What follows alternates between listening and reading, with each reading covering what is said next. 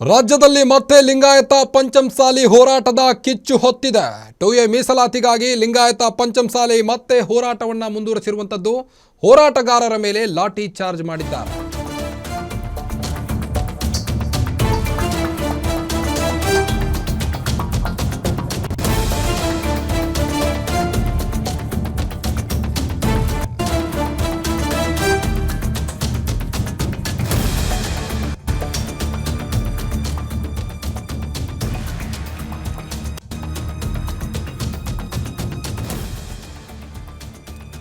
ರಾಜ್ಯದಲ್ಲಿ ಮತ್ತೆ ಲಿಂಗಾಯತ ಪಂಚಮಸಾಲಿ ಹೋರಾಟದ ಕಿಚ್ಚು ಹೊತ್ತಿದೆ.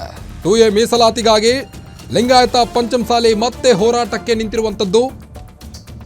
ಹೋರಾಟಗಾರರ ಮೇಲೆ ಲಾಠಿ ಚಾರ್ಜ್ ಮಾಡಿ ನಾಳೆಗೆ 1 ವರ್ಷ ಆಗುತ್ತೆ. ಈ ಹಿಂದೆ ಕೂಡ ಲಿಂಗಾಯತ ಪಂಚಮಸಾಲಿ ಹೋರಾಟದ ಕಿಚ್ಚು ಹೊತ್ತಿತ್ತು. ಈ ವೇಳೆ ಪೊಲೀಸರು ಲಾಠಿ ಚಾರ್ಜ್ ಮಾಡಿ ನಾಳೆಗೆ 1 ವರ್ಷ ಆಗುತ್ತೆ. ಕಳೆದ ವರ್ಷ ಲಿಂಗಾಯತ ಸಮಾಜದ ಜನರ ಮೇಲೆ ನಡೆದಿದ್ದಂಥ ಲಾಠಿ ಪ್ರಹಾರ ಅದಾದ ಬಳಿಕ ಬೆಳಗಾವಿಯ ಸುವರ್ಣಸೌಧಕ್ಕೆ ಮುತ್ತಿಗೆ ಹಾಕಲು ಯತ್ನಿಸಿದ್ರು ಹೋರಾಟಗಾರರು. ಈ ವೇಳೆ ನೂರಾರು ಜನರ ಮೇಲೆ ಲಾಠಿ ಪ್ರಹಾರ ಆಗಿತ್ತು. ಘಟನೆಗೆ 1 ವರ್ಷ ಕಳೆದ ಹಿನ್ನೆಲೆ ಮತ್ತೊಂದು ಹಂತದ ಹೋರಾಟ ಪಂಚಮಸಾಲಿ ಹೋರಾಟದ ಕಿಚ್ಚು ಹೊತ್ತಿದೆ. ಈಗ ದೌರ್ಜನ್ಯದ ದಿನ ಚಳುವಳಿಗೆ ಮುಂದಾಗಿದ್ದಾರೆ ಲಿಂಗಾಯತ ಪಂಚಮಸಾಲಿಯ ಜನ. ಬಸವಜಯ ಮೃತ್ಯುಂಜಯ ಶ್ರೀಗಳ ನೇತೃತ್ವದಲ್ಲಿ ಮತ್ತೆ ಹೋರಾಟಕ್ಕೆ ಸಜ್ಜಾಗಿದ್ದಾರೆ.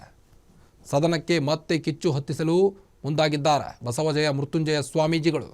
ನಾಳೆ ಮೌನ ಮೆರವಣಿಗೆ ಮೂಲಕ ದೌರ್ಜನ್ಯದ ದಿನ ಹೋರಾಟ ಸರ್ಕಾರಕ್ಕೆ ಬಿಸಿ ಮುಟ್ಟಿಸಲು ಪಂಚಮಸಾಲಿ ಸಮಾಜ ತಯಾರಾಗಿದೆ.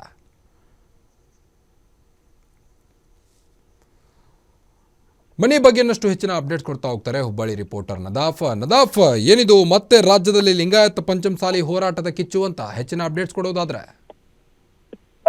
ಎಸ್, ಏನು ಇದೇ ಡಿಸೆಂಬರ್ 10ಕ್ಕೆ ಅಂದ್ರೆ ನಾಳೆಗೆ ಲಿಂಗಾಯತ ಸಮಾಜದ ಹೋರಾಟಗಾರರ ಮೇಲೆ ಏನು ಕಳೆದ ವರ್ಷ ಲಾಠಿ ಪ್ರಹಾರ ಆಗಿತ್ತು, ಅದಕ್ಕೆ 1 ವರ್ಷ ಭರ್ತಿ ಆಗತ್ತೆ.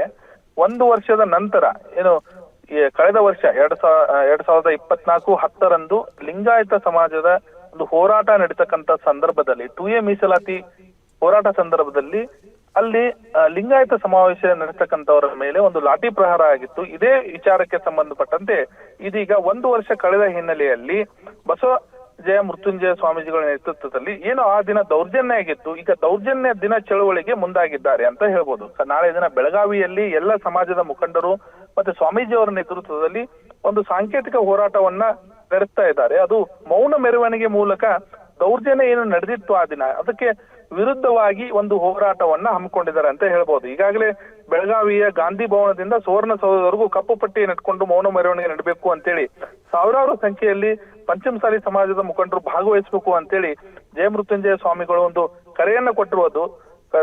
ಜೊತೆಗೆ ಮೀಸಲಾತಿ ನೀಡುವವರೆಗೂ ಸರ್ಕಾರದ ವಿರುದ್ಧ ಅಂದ್ರೆ ಯಾವುದೇ ಸರ್ಕಾರವಿರಲಿ, ಬಿಜೆಪಿ ಇರಲಿ ಅಥವಾ ಕಾಂಗ್ರೆಸ್ ಇರಲಿ, ಅದರ ವಿರುದ್ಧ ನಾವು ನಿರಂತರವಾಗಿ ಹೋರಾಟ ಮಾಡ್ತೀವಿ ಅಂತೇಳಿ ಇದೀಗ ಹೇಳಿಕೆ ಕೊಟ್ಟಿರುವಂತದ್ದು. ಈಗಾಗಲೇ ಮೌನ ಮೆರವಣಿಗೆ ಹೋರಾಟಕ್ಕೆ ಬಸವಜಯ ಮೃತ್ಯುಂಜಯ ಸ್ವಾಮಿಗಳು ಅಣಿಯಾಗಿದ್ದಾರೆ. ಈಗ ನಾಳೆ ಒಂದು ಚಾಲೆಂಜಿಂಗ್ ದಿನ ಅಂತಾನೆ ಹೇಳ್ಬೋದು. ಯಾಕಂತಂದ್ರೆ ಕಳೆದ ವರ್ಷ ಒಂದು ದೌರ್ಜನ್ಯ ನಡೆದಿತ್ತು.